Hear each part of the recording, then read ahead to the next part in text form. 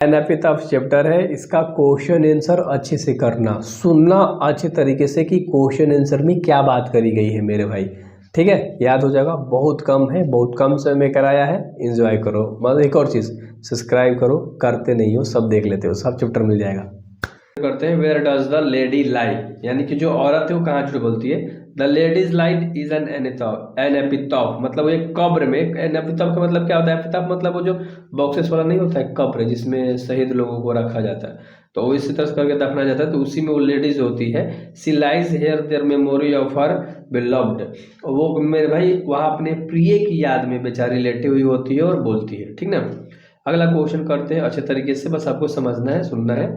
How does she look to the poet, यानी दूसरा question का कह रहा है क्या कि वह कवि को कैसी लगती थी। How does she look to the poet, वह कवि को कैसी लगती थी, जो लड़की थी, जो महिला थी। She look of the poet of the most beautiful day ever born in the west country, वो पश्चिमी देश की थी। ठीक ना, और वो बहुत ही सुंदर दिखाई देती थी। ठीक ना।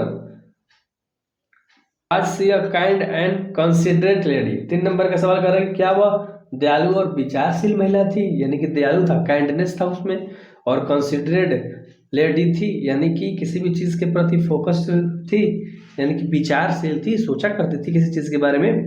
No, she was not considerate lady, she had the habit of moving here and there. ये क्या कर रहा है कि नहीं, वह एक विचारशील महिला नहीं थी, उसकी आदत थी इधर उधर घूमना। Habit of moving here and there मतलब इधर उधर घूमना, उसकी एक आदत थी। ठीक ना मेरे भाई, अच्छे तरीके से समझ में आ गया होगा।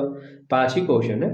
How does the poet think about the beauty, यानी कि जो पोएट था वो सुंदरता के बारे में क्या सोचता है, कवि सौंदर्य के बारे में क्या सोचता है। The poet think about the beauty that is short lived will at the despair of day और अदर। एक जो कवि था ना, वो सुंदरता के बारे में सोचता है कि एक काल्पनिक है और एक दूसरे दिन ये गायब हो जाएगा। ठीक है, क्या कह रहे हैं कि beauty of that short lived, यानी कि कम समय के लिए सुंदरता होती है। And will despair the day and other, मतलब आज है कल नहीं होगा। सुंदरता है कभी भी खत्म हो सकता है, चेहरा खराब हो ही सकता है, सुंदरता है तो बुढ़ा पाएगा तो धीरे धीरे खत्म हो जाएगा। वही चीज कह रहा था कि सुंदरता पे घमंड नहीं करना चाहिए, वो आज है कल नहीं रहेगा। What does the poet means where he say and when I crumble, यानी 5 नंबर का सवाल कर रहा है कवि अब कहने का क्या अभिप्राय है, जो कवि कह रहा है उसका क्या मतलब है। एंड when I crumble, और वो कब टूट जाता है मेरे भाई, जो कवि था वो कब टूट जाता है। The poet is sad to think that nobody will remember of most beautiful ladies in the west country, जो वेस्ट कंट्री की जो महिला थी उसे कोई नहीं याद रखेगा, इस बात की चिंता उसे सता रही थी, वो यही सोचकर दुखी हो रहा था। That's it. आगे के वीडियोस में पता है क्या आएगा। ठीक है, तो सब्सक्राइब करना बनता है।